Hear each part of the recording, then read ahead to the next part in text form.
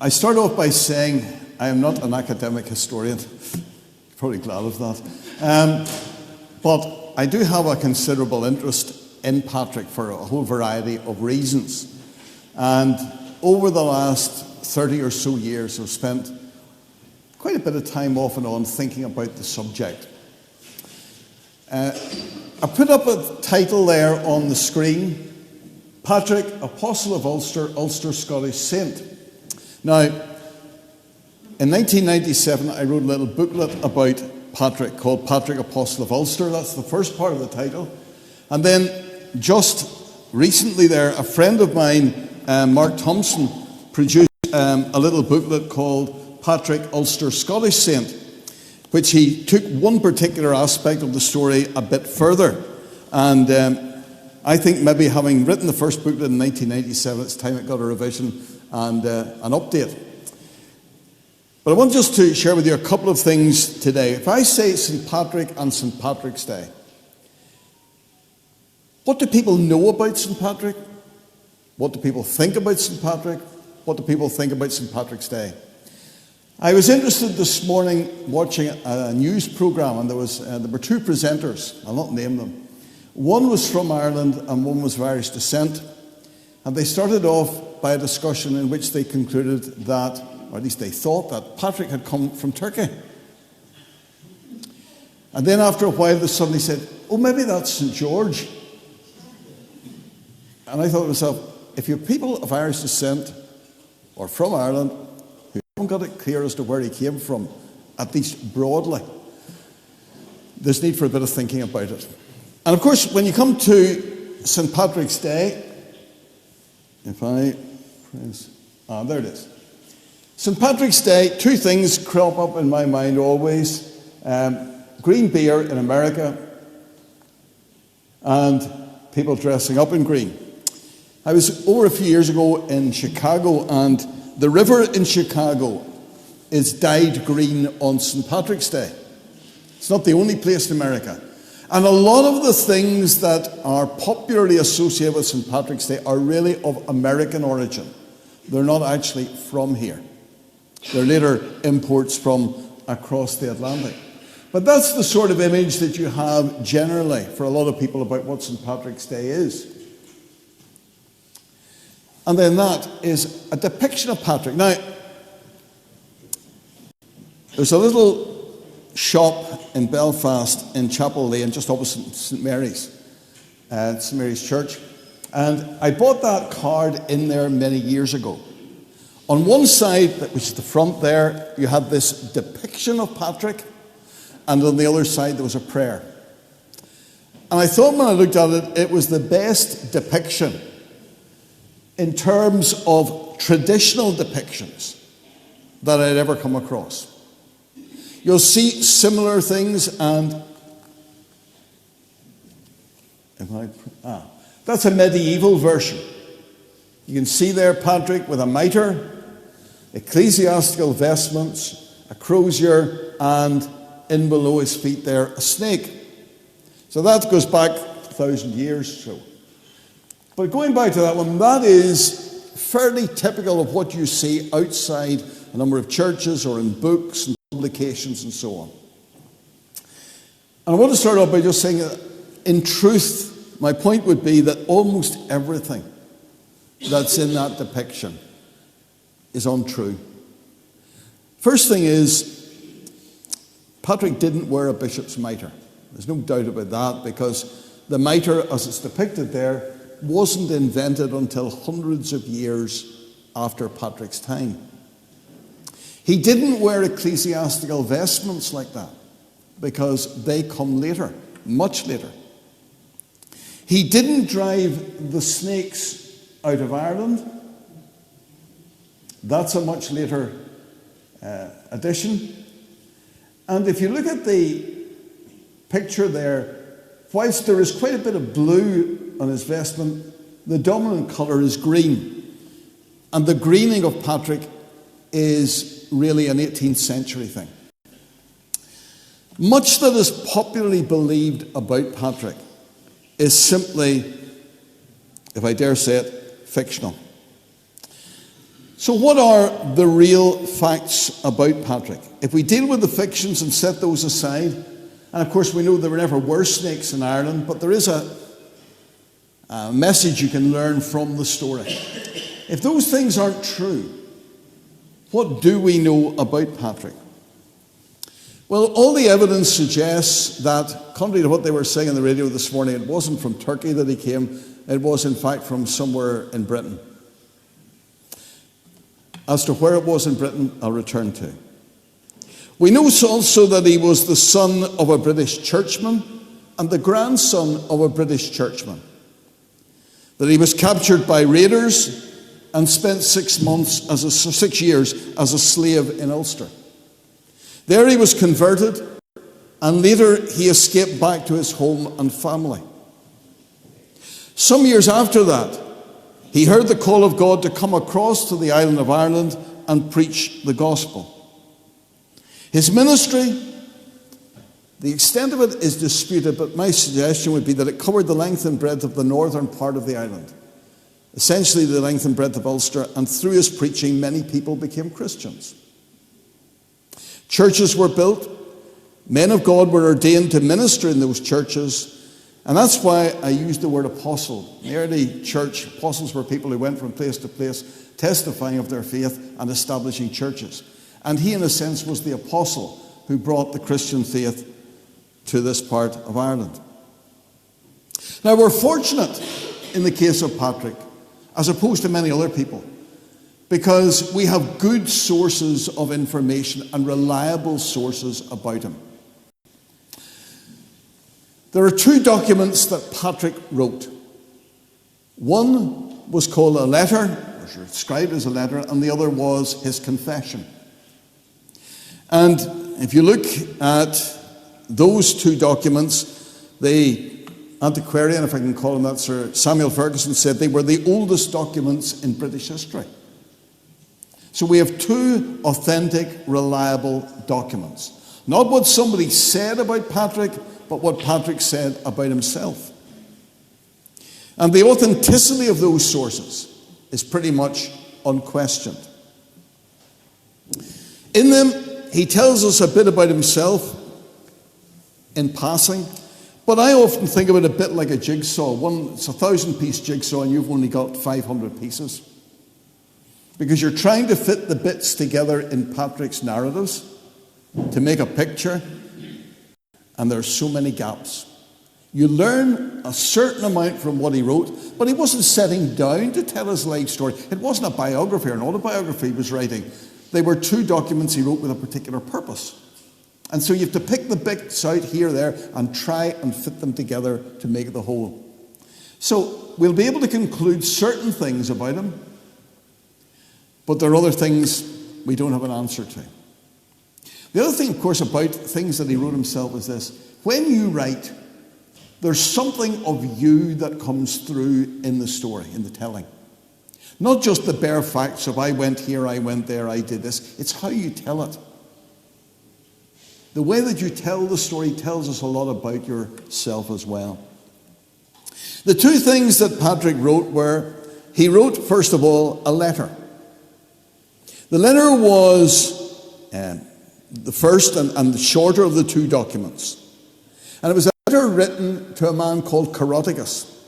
Coroticus was a British prince who had come over sent over some of his men to take slaves from here back to Britain. We sometimes reflect on the slave trade, but slavery has been a part of human story right back from the dawn of human history. And this British prince called Coroticus, or Caradoc, he sent across soldiers who carried off a number of Patrick's converts as new Christians and sold them as slaves. Patrick had already written to him to complain about this. We don't have that letter. He said that they had been abducted wrongfully and that when he had complained about it, Coroticus' soldiers had laughed at him. Now Patrick protests against the crime and denounces what they have done. And he demands the return of the slaves. That's the first one, the letter. Later on, he wrote his confession. Now, the document gets its name from a sentence in the last chapter.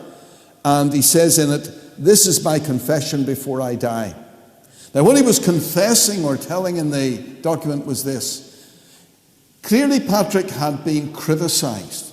And people were saying, "What right have you to come here and do this and do that and do the other and demand this," and so on.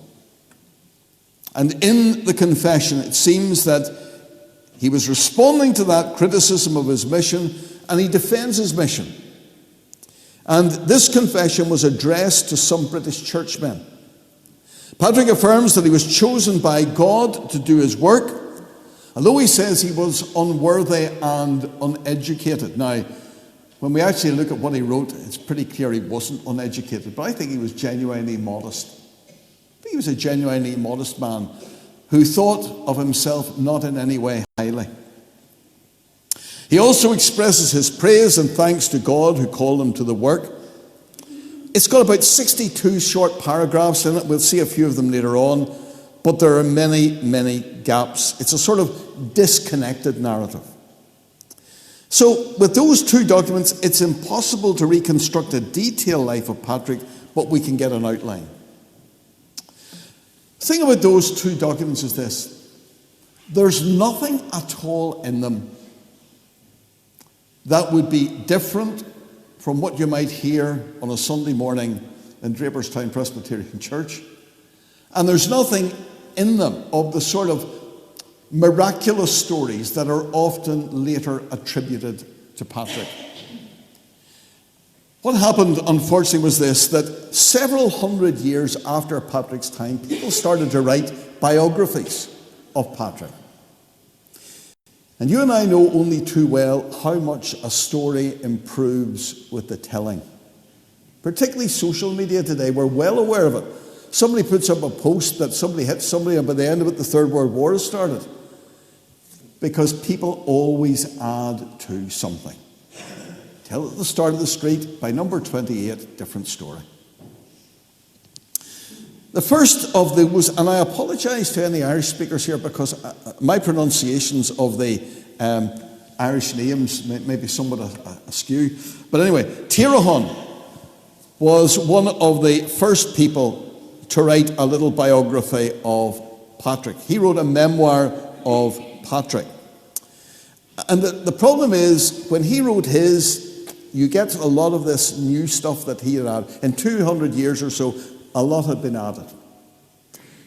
And then when the next person came to write, he took what Tirahon had written and he had to improve on it a bit more, and a bit more, and a bit more.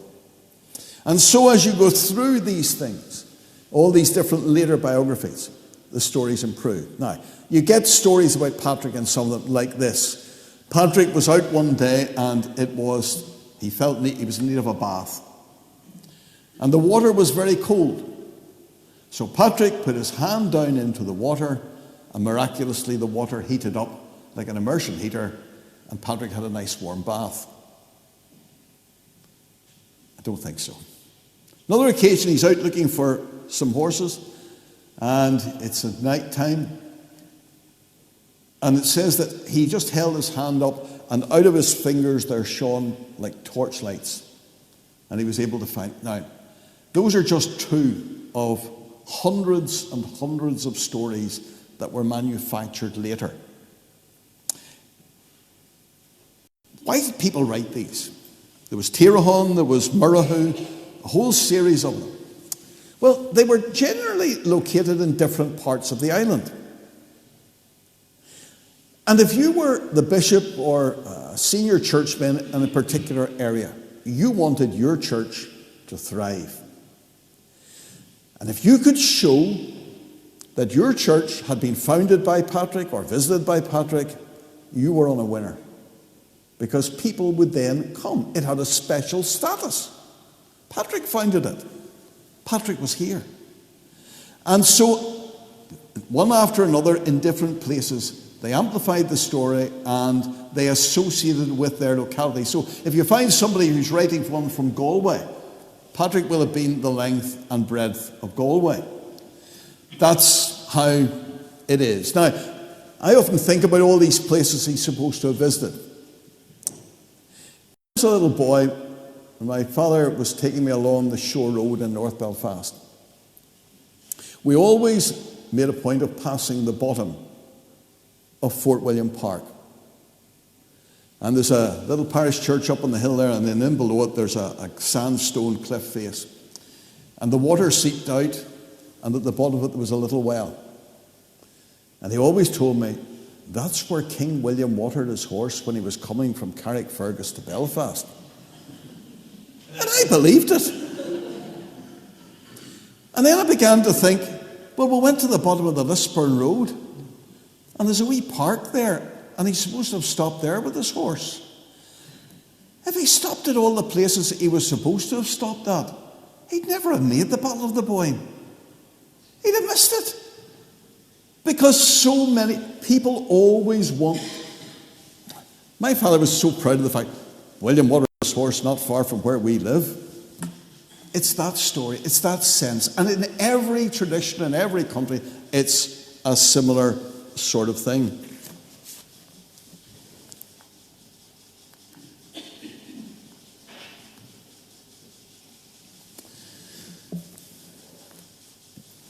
Today, we look at Patrick very much either in the secular sense of celebrations or in the spiritual sense of looking at his life and his work and so on. The one year that's worth looking at particularly is 1932.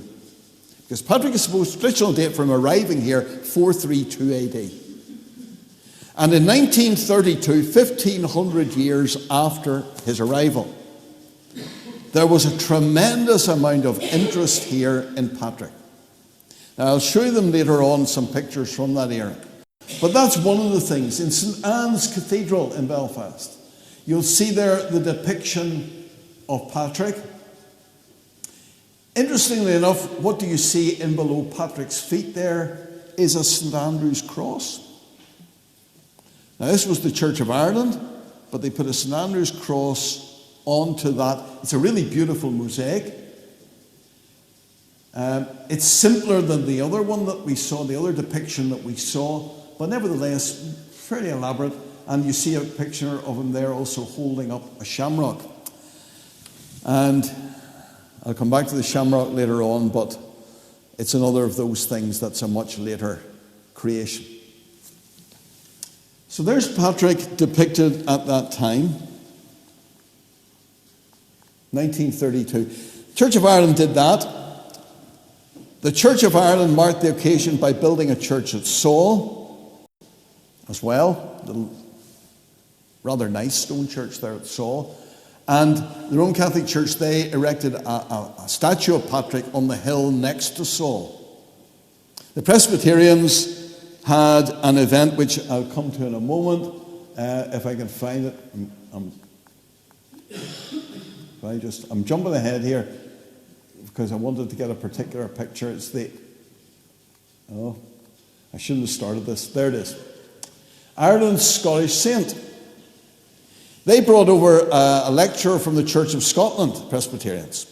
And there was a big lecture event held in the Assembly buildings in Church House.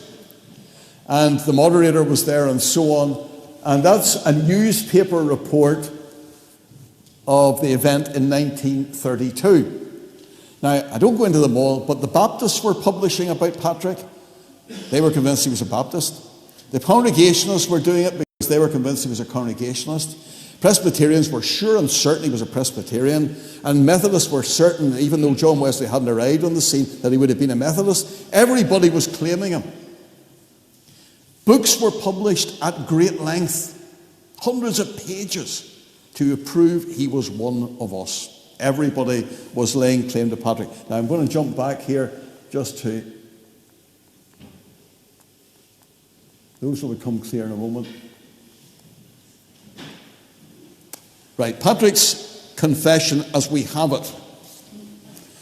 The first thing there we see is Patrick saying, I am Patrick, a sinner,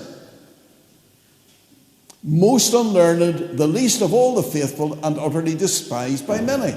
My father was Calpurnius, so we know the name of his father, a deacon in the church. Patrick was a Latinized name. His original name, some records say, was called Succat, but we don't know for certain. But we do know the name of his father. His grandfather was a priest in the church of the village of Banavem Tabernii. He had a country seat nearby, and there I was taken captive. I am Patrick, a sinner. It always reminds me, there's a number of things in this remind me of Paul in the book of Acts. This is a faithful saying, he says also in one of his later writings, and one of his epistles. Paul says, this is a faithful saying worthy of all acceptation, that Christ Jesus came into the world to save sinners, of whom I am chief. Paul looked at himself as the chief of sinners. And there's Patrick right at the start saying, I am Patrick, a sinner. That was his starting point. Most unlearned, the least of all the faithful, utterly despised by many. Now, you'll see there the father was a deacon, the grandfather a priest. Celibacy as a practice within the church hadn't really arrived in Ireland at that time. May have been in some other places, but in Ireland and in Britain, the church did not practice celibacy. Of the village of Banavem Tabernii. Now, if you get an atlas out or any record, you cannot find that in it. There are all sorts of suggestions as to where the place might be, but they weren't poorly off. They were well-to-do because they had a country seat as well as a home in the town, in the village of Banavem Tabernii. They also had a country seat nearby, and there I was taken captive.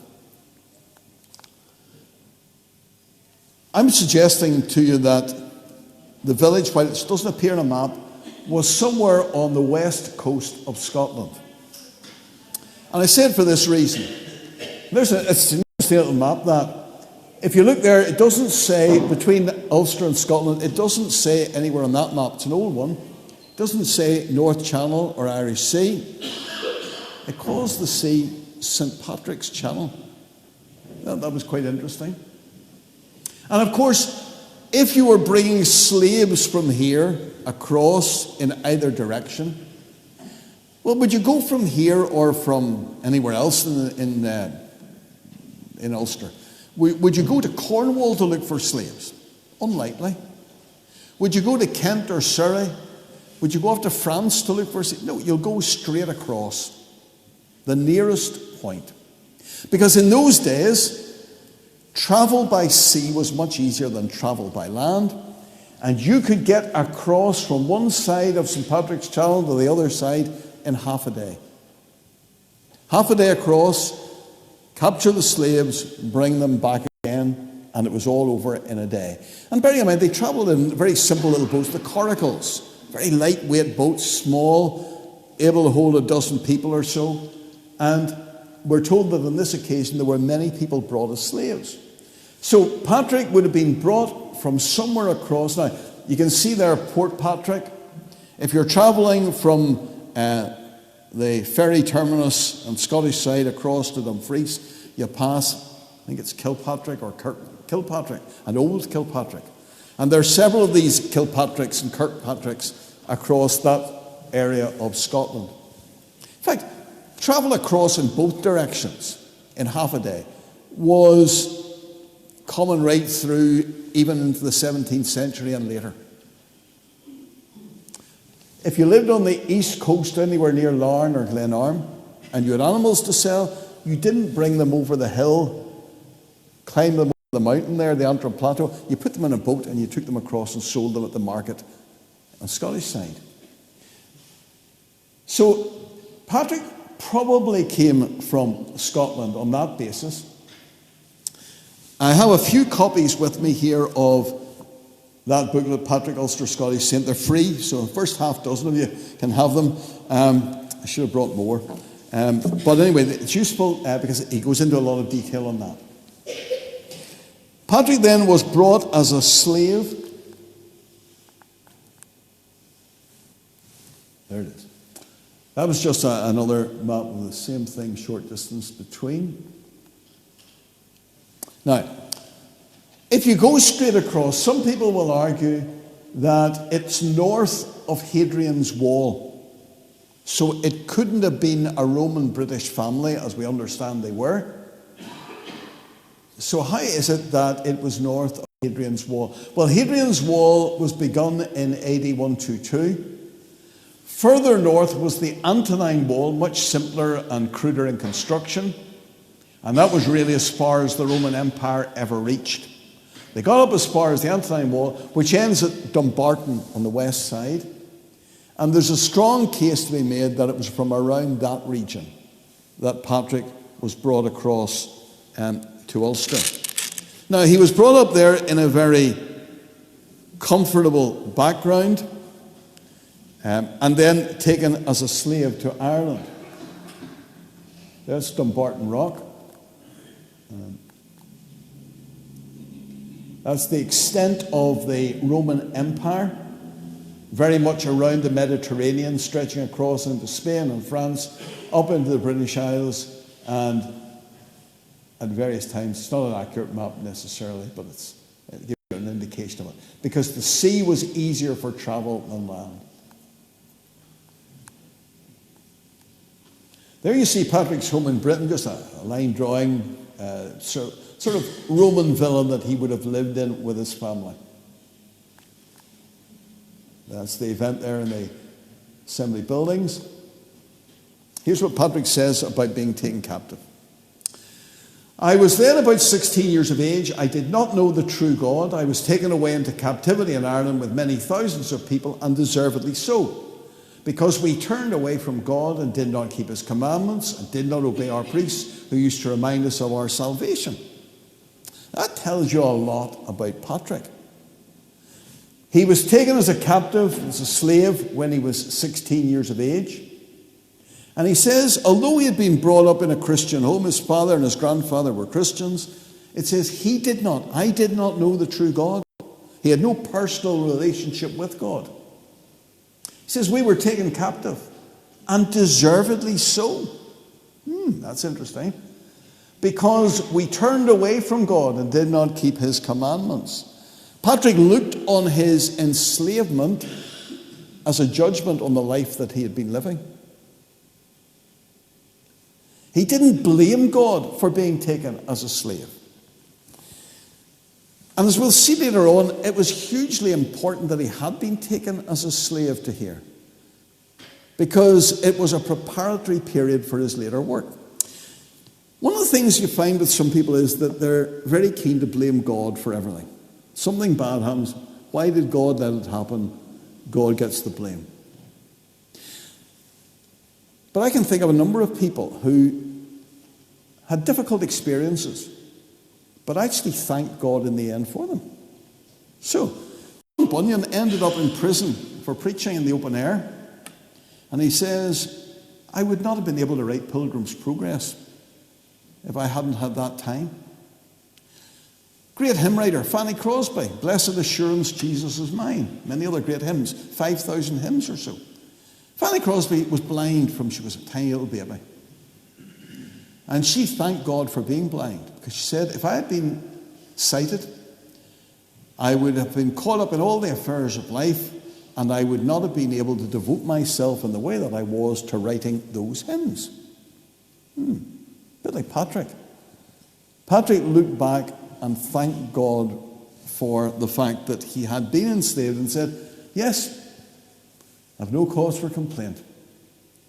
It also tells us that he believed that having been born into a home where his parents were Christians didn't make him a Christian. He says that time he was away from God.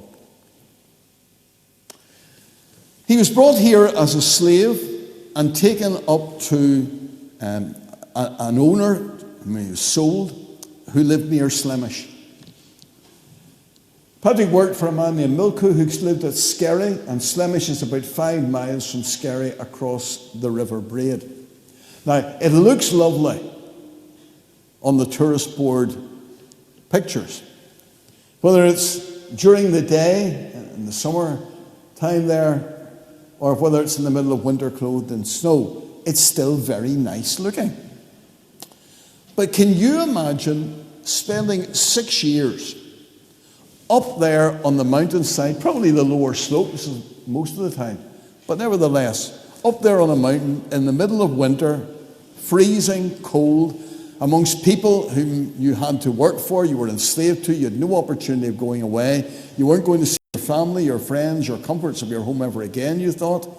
And for 6 years he was kept there. So it was a pretty harsh experience. But it was a time for reflection. And when he was on the mountain there, Patrick began to think. Now, just pause here to say, what was Ireland like at that time? The population was small and scattered, 250,000 people in the whole of the island and 50,000 in Ulster, roughly. So the population of the whole island was less than Belfast is today.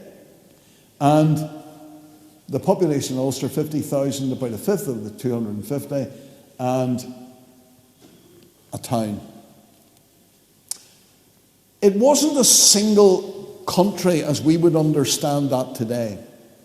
The island was divided up there into 150 small independent kingdoms.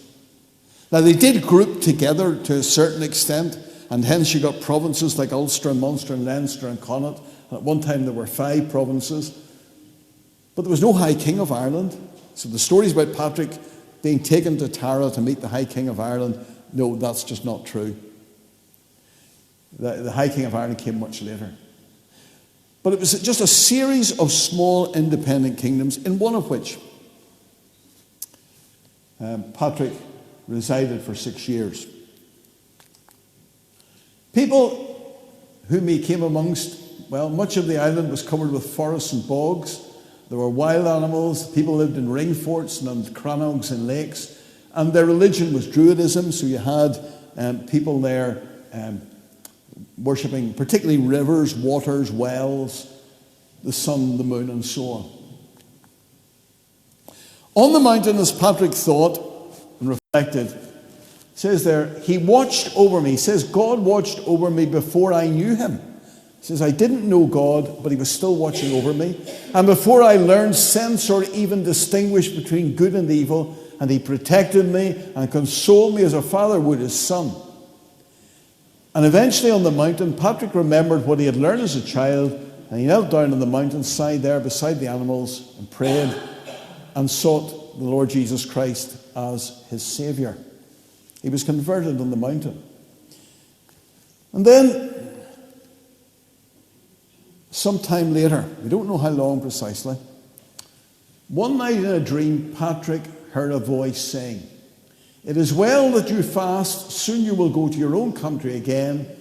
See, your ship is ready." Escaping, well, it would be easy enough to run away, but it's to stay free and make sure you're not taken back. He did escape down the east coast of Ireland.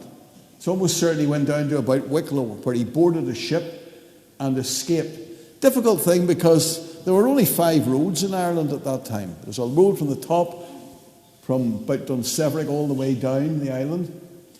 There were a few other roads, but most of it was through forest and through boggy land, a hard journey, and one where you wanted to make fast pace so that you would escape any pursuit. And Patrick from there eventually got back to his home in Britain. We don't know how long he stayed there. But once he escaped back home, it's clear that he spent a lot of time studying the Bible, because he knew the Bible inside out.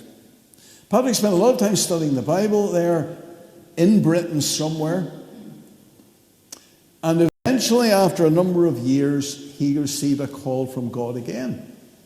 In a dream, Patrick saw a man called Victoricus give him a letter headed "The Voice of the Irish." He also heard the voice of those beside the wood of Vauclap, which is near the Western Sea. They said, "We ask thee, boy, come and walk among us once more." So God was calling him to go back to the people who had abducted him, who had made him a slave, who had made his life pretty harsh for 6 years, and he had got away. And God was calling him to go back to those people. Now that says, I think, something about Patrick again, the fact that he responded to that. Would you want to go back to people who had done that to you? Would I want people to be put amongst them again who had done something similar to me? He was quite a forgiving individual. And so he didn't dwell on the past and drag up all sorts of ancient things to complain about. He simply responded to God and answered the call to go back across the sea. Now, that reminds us, does it not, of Paul's Macedonian call. The man from Macedonia calling Paul to go to preach. There are certain parallels you can find there with the New Testament. And in the same way, Patrick receives a call from this person, the voice of those beside the wood of Vauclont near the Western Sea. Now, some people will take the view that that is Croagh Patrick away, I think, whatever it is in Mayo.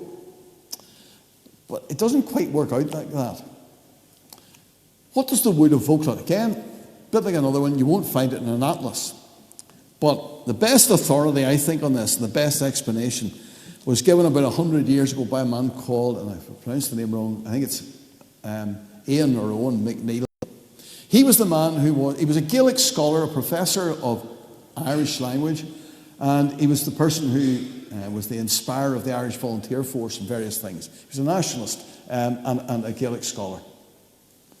He studied this great length and looked at all the versions and he says that's a corruption. There is no wood of Vauclont. What it is the wood of the Ulster men. And he said that in Irish is Kilulta. Now you're familiar, Kilulta is outside Lisburn, but whatever side of Lisburn, we're towards the right-hand side of Lisburn. And that was the view he came to, and most people say that's a very credible answer. There's the problem, it's near the Western Sea. Well, Croagh Patrick scores on that. It's near the Western Sea. Sure, it's over near the Atlantic. But bear in mind, this was written to people in Britain. And if you were writing to somebody in Britain, what was the Western Sea for them? It wasn't the Atlantic. It was the Irish Sea, the North Channel, St. Patrick's Channel. And so it wasn't on the far west, it was over towards the east of the island that Patrick was called to come. Now, he landed eventually at Seoul, and Seoul, of course, is the Irish word for barn. And the name arises from the fact that when he arrived there, he began to preach, because Patrick understood the society he had come to. He had lived amongst them. And he knew that if he could get the person who was the local chieftain converted, that would have a powerful influence on everyone else. And so he preached to the local chieftain. He landed at the mouth of the Slaney River there in Strangford Lough, and then went up there to Seoul and began to preach to the local chieftain. That church was built in 1932, the 1500th anniversary. The one that he had was much simpler. It was a barn that the chieftain gave to him. The chieftain said, I am converted, I am convinced, I believe, I will give you my barn to use as a church. So he gave him a building. It's about, my guess is that wee building is about 80 feet by, no, it wouldn't even be that. It would be about 40 feet by 20. I think it's about that size. It's got beautiful stained glass inside it, depicting Patrick as very, very simple. And that was built there at Seoul, 1932, on the exact spot, traditional spot where Patrick had had his first church.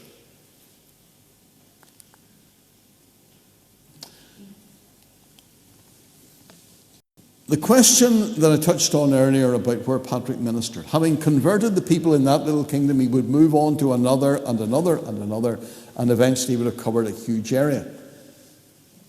Dr. Jonathan Barden was a Belfast historian at Metropolitan College. He said, most places traditionally associated with Patrick are in the northern half of Ireland, and it was probably in Ulster that he did most of his work. And just another quote there from Professor Hugh Kearney of Pittsburgh University. The likelihood that is that he confined himself to the kingdom of the Ulster men, with its capital at Armagh. So those are two historians who have made that point, and those are two that I put into the little book that when I wrote it 30-odd years ago. Now, since then, I've come across various other ones, and a friend the other day sent me an extract from a chapter from a book from Cambridge University Press, which again follows the same sort of line about the extent of his work.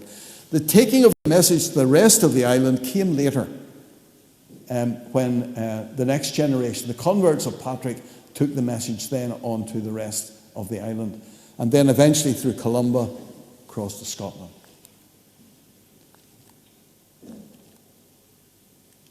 If you're wondering there about the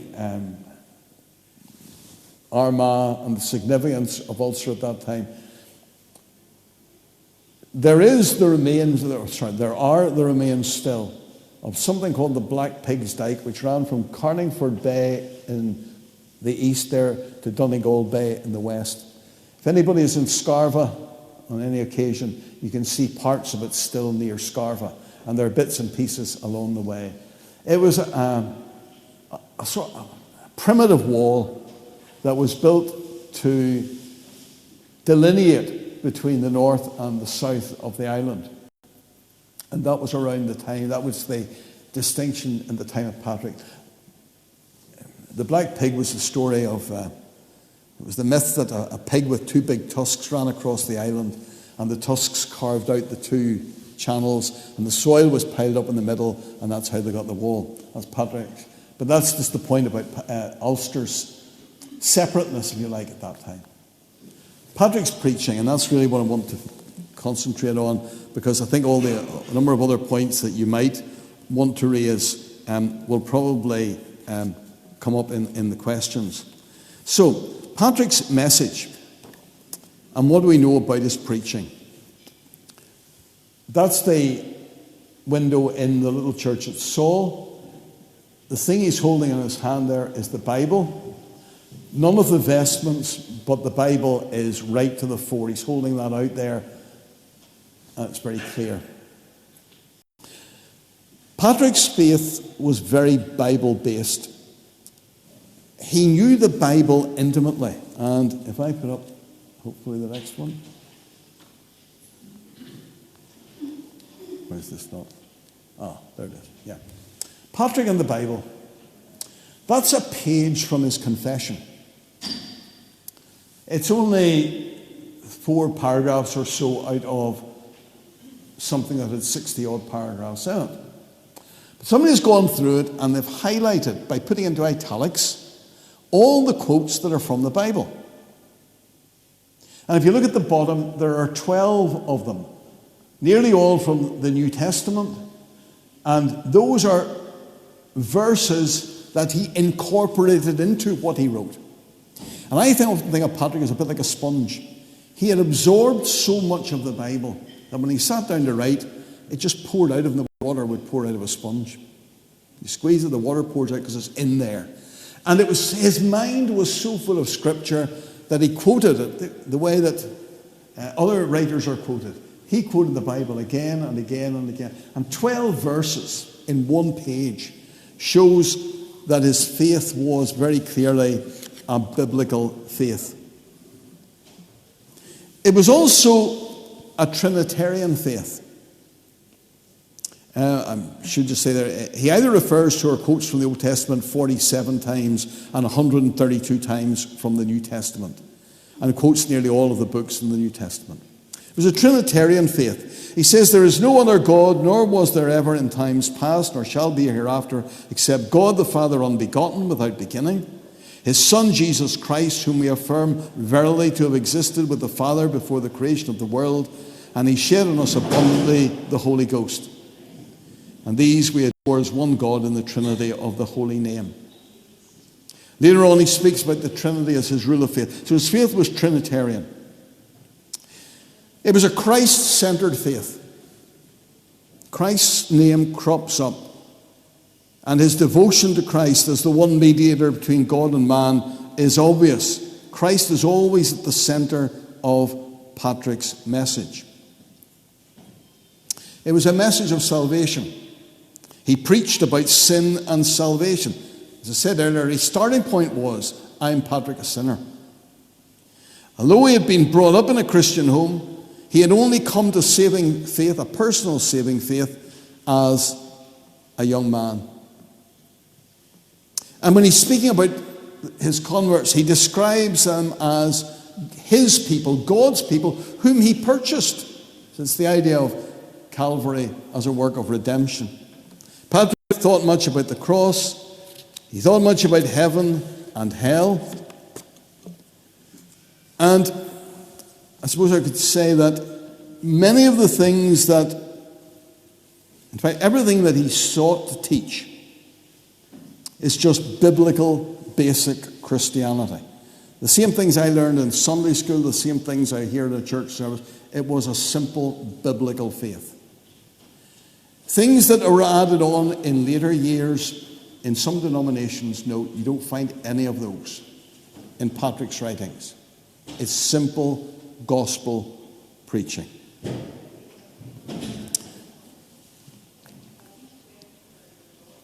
At the end of his ministry, he died, and where he was buried, well, the traditional place is that he's buried at Downpatrick, and that's the Church of Ireland Cathedral at Downpatrick, and beside there, there's a big, or in front of it rather, there's a big stone. Sorry, to the side of it, there's a big stone. There, the stone was only put there in 1904. It was put there in 1904 by a North Belfast man called Francis Joseph Bigger. And the reason he did was that people were going along to the grave, traditional grave, and what do tourists do? I'll just take a wee bit of soil home with me as a souvenir. And everybody did that, and so instead of a grave, you had a big hole in the ground because all the soil was been taken away. And the way he put a stop to that was to put a big rock of granite from the Mourns on top of it.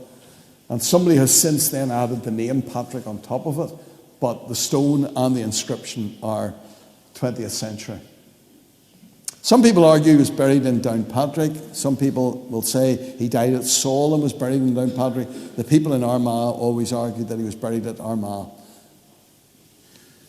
I'll leave it with you. So Patrick's grave, I'm not doing this right. There. Yes, 1932. This is the little bit of humour. The Church of Ireland organised a pageant. And it was put on at Castle Ward Estate down in Strangford. And it was also put on at Belfast Castle. The pageant celebrating the 1500th anniversary of the landing of Patrick at Saul, County Down. Now, you can look inside it. It's a beautiful document. I picked up a copy some years ago in a second-hand bookshop for $5, and I was over the moon getting it. Because the artwork for it was done by the artist William Connor, and a local poet wrote the script for the pageant, and it was put on both occasions. Inside, there is a list of people who were on the organising committee. I think it was more of a formal thing than anything. So you had all the bishops and archbishops in the Church of Ireland. And then you look down, Sir James Craig, Lord Craigavon, and all of the Unionist establishment were listed in there. Because at that stage, there wasn't a distancing from St. Patrick and St. Patrick's Day in the way that later on there was. They embraced it fully and wholeheartedly. On the other side there is the statue of Patrick that was put up in the same year. Well, it was a bit later that it was completed, but it was commissioned in time for Patrick there for the 1500th anniversary. It's worth visiting to look at, but for this reason. They were not able to put the statue on the hill that Patrick had actually had his church on because it was owned by the Church of Ireland. So they had to buy the next hill, and there they put the statue. Of course, this is Northern Ireland, and the problem was the other hill was called Slave William. Well, we couldn't have the statue on Slave Billy. I'll have to do something about this. So they christened it, renamed it Slave Patrick. The other bit that's amusing about it is that the sculptor had a sense of humour. And whilst all the vestments are there and the mitre and so on, the face that was put on the statue is interesting. And if you take the face on the statue and put it beside a picture of Bishop Darcy of the Church of Ireland, the two are identical. So the Catholic Church commissioned the statue, paid for it, got it erected, but the sculptor put on it the Church of Ireland bishop's face. And quirkiness of this place, Bishop Darcy was the spiritual confidant of Sir Edward Carson, and Bishop Darcy signed the Ulster Covenant in 1912. And his face is on the statue. Only in Northern Ireland would you get something like that. But there you have the 1500th anniversary. I'm just going to... The myth of the shamrock. And I have various things in the house with shamrocks on them, but the truth of the matter is, the first time that Patrick was associated with a shamrock was on a coin in 1645, 1200 years after he died. And there's nothing there about him using it to teach the Trinity. All it is a coin, and on one side there's a picture of Patrick, and on the other side there's shamrocks. So the story about Patrick using the shamrock to explain the Trinity, there's not really much evidence. There isn't really evidence. The first time that story appeared in print was in 1727. So that's 1300 years after Patrick's time. It's a nice story, but it is just that. Cross of St. Patrick as a flag. It was used in the creation of the Union flag, St. George, St. Andrew, and St. Patrick. But long before that, the idea of a cross being associated with Patrick, a saltire, a red saltire on a white background, that goes back much further than 1800.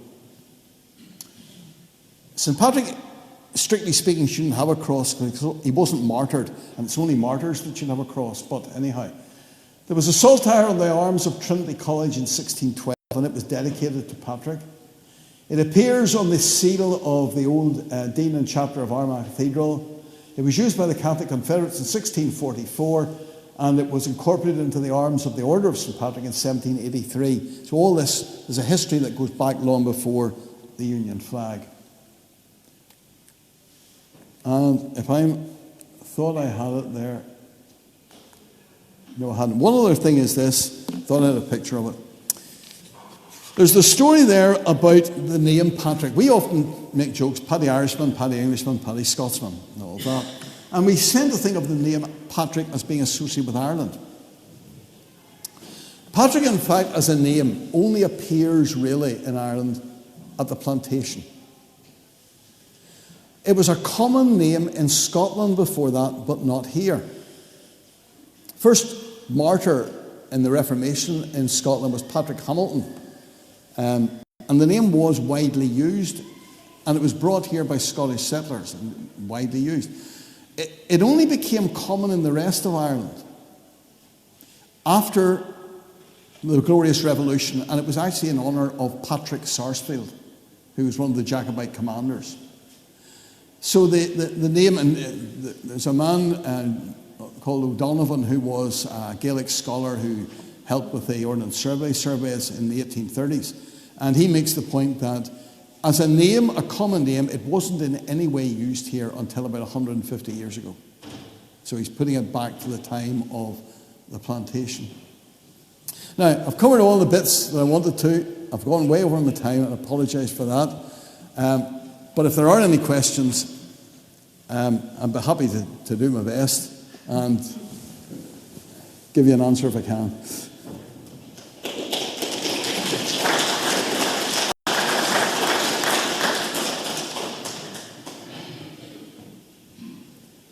Deathly hush. That's either satisfaction or you fall asleep. Sorry, oh yes. Thanks very much. Very interesting.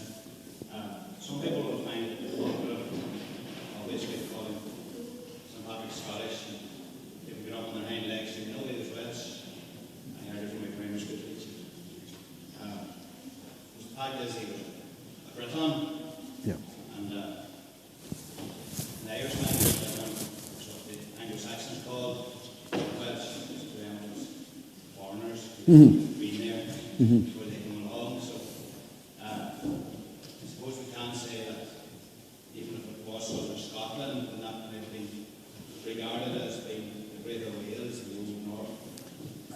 So he was definitely a prisoner anyway. But then again, after he was going to the Scots, he was the Scots at the time. Yes. One thing that is all the best rhythms doing come over here, he definitely learned Irish. Yeah. We can all, yeah. whatever side you come from, something to. Yeah, absolutely. Whenever people go to a different country to evangelize, different place. And I accept your point that the names are a problem because we talk about England and Wales, but the Anglo-Saxons hadn't arrived, so you couldn't really say about England. And Scotland, again, the Scots went from here across to Scotland. As regards language, a missionary going to any land will always have to learn the language of the people. And that's one of the things I think was in his mind when he thought about those 6 years of slavery. He had learned the language. He would have spoken, presumably, he would have known Latin because his father and grandfather were churchmen. But the probability is that the other language that they would have used was Old British. So he would have had to learn the language, and he didn't need to go to college to learn it because he had already learned it during those years of slavery, yes. And just in later on years, you got Presbyterian and Church of Ireland ministers learning Irish so that they could go and preach in all parts of the island. Yeah. There's a great tradition in this parish. I'm sure you know of preaching in Irish. The Reformed Church is preaching in Irish, and then had an Ulster coming across from Scotland who preaching. Yeah. At the start, after the plantation, there were a number of the Scots who came across at the plantation would have. My estimate would be 95% were Scots speaking. Because they were from the border counties, mainly Ayrshire and so on, and up the east coast. There were about 2 congregations in Ireland that did speak Scottish Gaelic, which was very similar, obviously, to Irish Gaelic. Yes, some of those early preachers came and arrived and were brought over because they could then preach to, and they conducted services in both languages. They would have preached maybe every Sunday in Scots or English, and then they would have also spoken Scots Gaelic for converts from the Catholic tradition.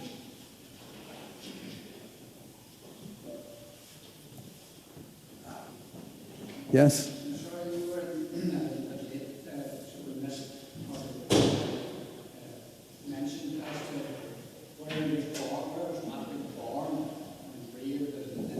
Okay. Since you've asked the question, take with you one of these wee booklets when you're going, because it gives you a fairly good answer to it.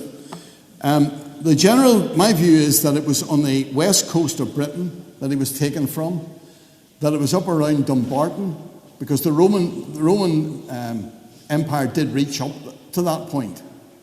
And a number of archaeological finds in more recent years have discovered Roman ruins and remains up as far as the Antonine Wall and Dumbarton. So west coast of Scotland, I think.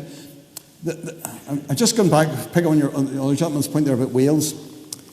The person who wrote the booklet is over this week in England with his wife and family, and he's going to Somerset. And that's where John de Courcy came from. And de Courcy was the person who identified in many ways Downpatrick as the burial place of Patrick. And it coincides with the destruction of Glastonbury. And I think there's a strong case that the Welsh story and the Glastonbury story are actually what I call ecclesiastical politics at that time. A lot of this was ecclesiastical politics to assert the importance. So having lost Glastonbury, de Courcy was quite keen to see Downpatrick elevated as the place of his burial. But when you're at Glastonbury and Somerset, you're just across from Wales. And I think there's something there about that connection, because there's a story of Patrick being buried at Glastonbury, for example. Yeah. But it's beyond me. Okay. If everybody's happy. Oh, sorry, yes?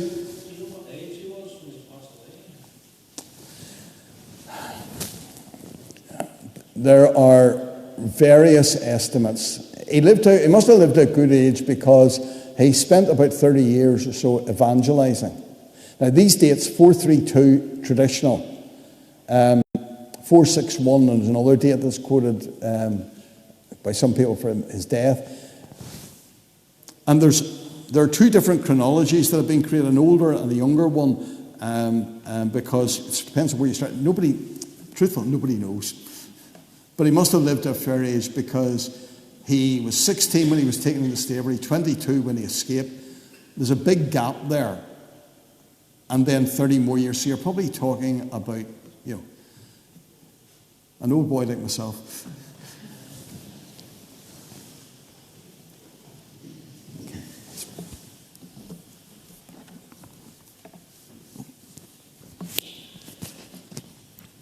I think the point about age is that he lived to be a big age relative to his time.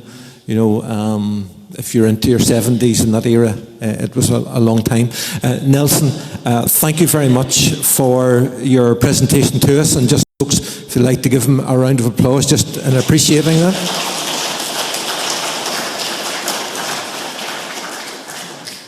He is throwing a lot of balls up in the air. And hopefully by conversation with each other and with looking at the different panels, you can start and rethink about that information or stew it over in your own mind. But it's good to have someone like Nelson with his background and authority just to come and to present that. And then for each of you, there are different experts in the room in the church from different areas. And so it's all to help us get a better understanding of who this man, Patrick, was. If you want to go down the history, his popularity has obviously risen and waned amongst different groupings over the years, but he is someone that we have in common, and so is trying to establish the facts around that and to develop that. So thank you for giving of your time and to share. There's no panic to leave, but the formal part is over, and maybe Nelson will be about for a few minutes if you just want to grab him for his free book and for a question or two. So thank you, and just enjoy the rest of the afternoon. Thank you.